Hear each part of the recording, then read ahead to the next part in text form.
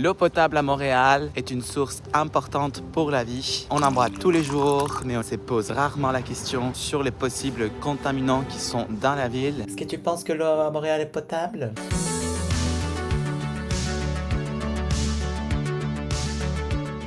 Ces polluants nocifs pour l'humain proviennent de différentes sources, dont le vieillissement des infrastructures, le rejet des pesticides et d'autres contaminants dans les eaux souterraines. Alors, j'ai décidé de tester l'eau dans 4 maisons à Montréal, dans différents quartiers, pour évaluer sa qualité. Pourquoi on va tester l'eau? Quand on en boit, on peut trouver des métaux dissous et cette exposition prolongée peut entraîner des problèmes rénaux, des maladies cardiovasculaires et même augmenter les risques d'avoir un cancer.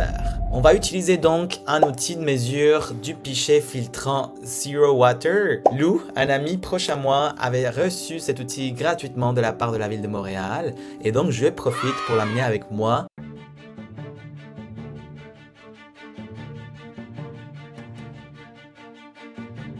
Petite info, tu peux trouver le même pichet avec l'outil de mesure pour 52 $ sur Amazon. On se trouve au plateau Est sur la rue Chabot et rue Mont-Royal. On va taper à la porte. Salut Lou, ça va? Toi?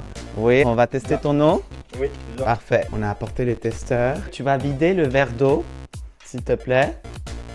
On va aller remplir avec de l'eau du robinet.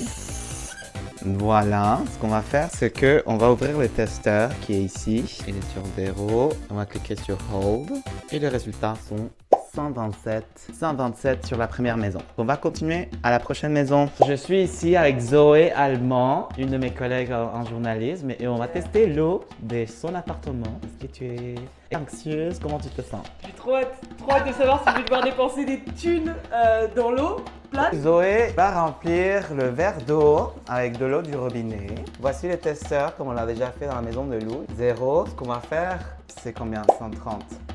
Le résultat était 130. On a fini le test chez Zoé et on va aller à la maison numéro 3. Je suis ici avec Naomi à la maison numéro 3. Numéro 4. On va tester l'eau de chez elle. Ah, c'est parti. Naomi, est-ce que tu as un verre d'eau, s'il te plaît? C'est un verre rempli.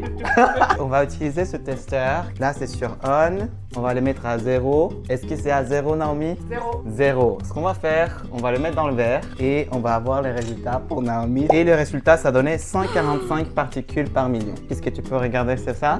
145. Et voilà le dernier test. On va prendre un verre vide. On va les remplir d'eau. On est bien sur 0. Voilà. Donc, on va mettre l'outil dans le verre. Ça indique 146 particules par million. Et l'Organisation mondiale de la santé indique qu'il y a un seuil maximum pour considérer cette eau acceptable pour la population humaine.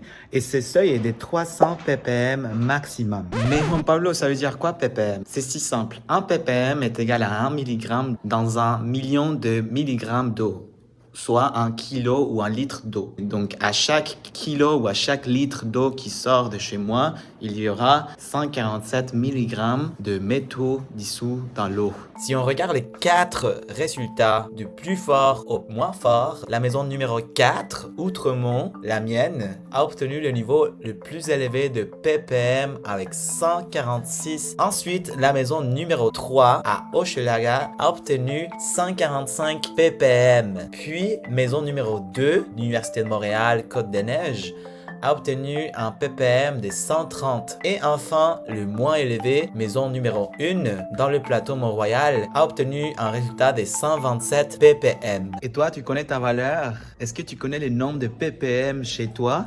Écris-le dans les commentaires.